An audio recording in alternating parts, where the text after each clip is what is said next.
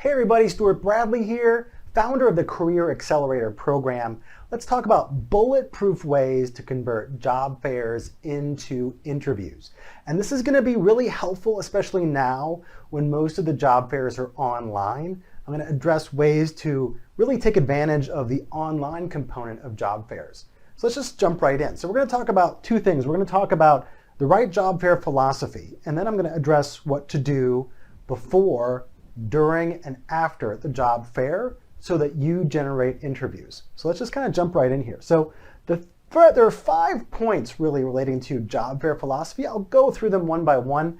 The first is that the recruiter is a person and we want to recognize them as such. So while we are very nervous and have an urgency to get that job right away and, hey, how can you help me? Let's remember that these are people too. They've had to travel from somewhere to get here. They might have missed their coffee. We don't really know.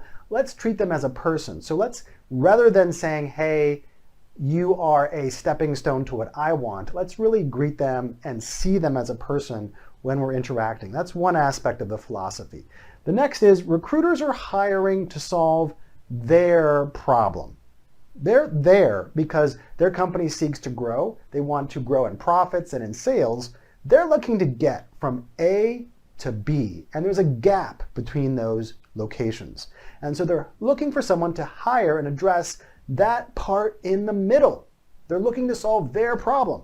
So rather than positioning yourself as, hey, I need a job, what if you positioned yourself as, hey, I can help you get from A to B?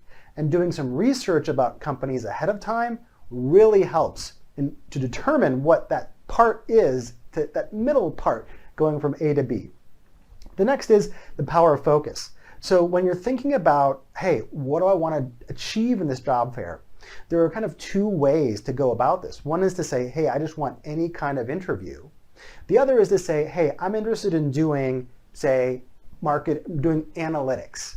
And then you can really focus on, okay, which firms might I want to talk to about analytics? And it also helps to go deeper. Use your focus to really zero in on where you might want to visit at the career fair. What kind of analytics do you want to do? Do you want to do marketing analytics or cost analytics? Because there are about 10 different flavors of analytics. Then you can decide, oh, well, I probably don't need to talk to this firm, or I definitely need to talk to that firm. And this applies to if you want to work in finance, or if you want to do any kind of consulting or whatever it might be, software development. Knowing what you want to do for your work will help you pick and choose who to speak with in the job fair and really help you a lot with your time management. The next thing is to prioritize. So before, and we'll talk about the before of the job fair in a minute, but it's good to prioritize with whom you're going to meet. And this is especially true with the online job fairs, because when you go into an online job fair forum, you have to very quickly identify which firm you want to speak with, because the coffee chats or one-on-one chats with recruiters will fill up very quickly. And so you want to jump right in and get on that as soon as possible. Prioritize as a way to succeed in the job hunt. And the next aspect of the philosophy is to follow up and to get into conversation with the companies. It's one thing to attend. Good job. You've done that. It's another thing to submit your resume. Okay, good job. However, that does not relate to you getting an interview necessarily. We want to focus on the goal behind attendance, which is to get into conversation with the firms. So if you've attended a job fair, maybe you've applied or submitted a resume, make sure you're reaching out to people on LinkedIn, email, following up after you've done that thing, you've done that virtual fair, you've had that virtual coffee chat. Follow up with these people and inquire about next steps. And we'll address this as we move forward here. So the offer acquisition process is another aspect of the philosophy that I want to share with you. Okay, this is really the big picture here. We know we want to get a job offer, right? We're going to the job fair because we want a job offer. We know that before that, we need to somehow secure an interview. Okay, no question there. But what that means to me is that you're entering into conversation with the firm. You're not just applying. When you're interviewing, you're actually in conversation with the firm. And there are other ways to get into conversation. to drive that conversation. One is to do face-to-face networking, which is incredibly powerful. And then we have the job application or the job fair outside of the conversation. So yes, you've gone to the job fair. Yes, you've shaken a hand, but are you really in conversation? We want to make sure that we bring the job fair attendance into this conversation. We want to start talking to the companies, not just attending the job fair. So that's kind of an important concept around job fair philosophy that I want to talk to you about. Now, what does the flow of a recruiter chat look like? Let's add this in here really quickly and go through it. So about 6 steps. First, you want to smile and shake hands. You want to really be friendly with them and reach out and shake their hand and smile and start the conversation that way. So don't forget the smile. Then you want to make sure that you're talking about them. So when you do eventually introduce yourself, what if you could mention that you did some research and understand that they're doing X, Y, Z, or hey, I just read this morning that you are looking to do A, B, and C, and I think that's wonderful. I would like to talk to you about that. Ask questions and hold a conversation. So again, rather than saying, hey, this is me, this is what I want, where do I apply? Ask them some questions. Get into a conversation. And the body language of the recruiter will let you know kind of your timing and how you're doing on that. So make it interactive and be respectful of their time, but have the conversation. If they're ready and they're willing and they're smiling and responding, keep the conversation going. Then confirm next steps. So once you've had the conversation in the job fair, understand what the next steps are in order to get the application submitted, in order to get interviews. Then ask to exchange business cards. This is a really key thing, and you might take a look and ask yourself, do you have business cards? So one of the key things about following up and making all this work is you need contact information. And so when you can rightfully exchange cards with somebody, they are going to be more willing to give it to you. Now, if you don't have cards, you can always ask for a card. But the more enlightened or intelligent or savvy thing to do would be to have cards ready and offer to exchange, because they're more likely to say yes and give you their card because you took the time to prepare one. And then lastly, thank them and then move on your way. So be very gracious is the word I'm looking for, and thank them for their time. So now let's jump into starting conversations, good and bad examples of that as part of our discussion on job fair philosophy, and then we'll move into the before, during, and after. So we want to treat the recruiter as a human. So we extend our hand and offer a handshake, and then we may say something like, hello, thanks for speaking with me. Can you tell me more about XYZ role? And I would offer that as a bad thing to start with. And we'll get into the good stuff, but let's look at the bad stuff for a second. Another maybe boring one, which is common, is, hey, I'm name, I'm class year in major with an interest in pursuing internship, etc. I have done experiences, I've done this internship, and I feel like I would be a great fit for ABC company. And you're just kind of making that statement, I would be a great fit, and then you're waiting for the responder, the recruiter to respond to that. These are not very successful ways to go about it. Let's go back to the previous one here. So a good one might be, hey, how are you? Then answer the question honestly with something. If they ask you, how are you, right? Then you answer the question honestly with something like, hey, I'm not too bad. I got up early, I got my workout in, I finished my homework, got caught up on my favorite TV show. You know, start it off a little bit casually. Another way to respond to that how are you question, or to include some information here, might be to say, hey, good, not too bad. I got up early today, took care of some schoolwork. I've been looking forward to having a chance to meet you. Recently, I read that you are launching thing that is cool or doing thing that is cool, and I'm really interested in whatever challenge that the company has to grow. So this is kind of prompting off of the, hey, how are you question. But basically, you could walk in and start and shake a hand and smile and ask them how they're doing, and they'll say great, and you can say fantastic. Well, I've had a good morning so far. I've gotten a couple things done, and I'm so happy to meet you. I understand that recently company has ABC, achieved something in the news. I think that's really interesting. I'm really interested in the challenge that you have too, X, Y, Z, whatever that is. I would love to learn more about opportunities to do that. And that's how you can get the conversation off right. Of course, you're smiling the whole time. And I know this level of detail seems like a joke, like, Stuart, why are you talking about exactly what to say and do?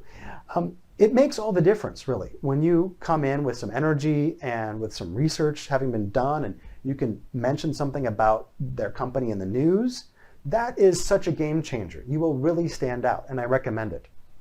Now let's jump into things you can do before the job fair to be the most ready, okay? So the first is understand there's a process here that we typically take from identifying who's going to be coming to the job fair, then to picking your targets, and then finally meeting in person or virtually on, say, the virtual job fair forum.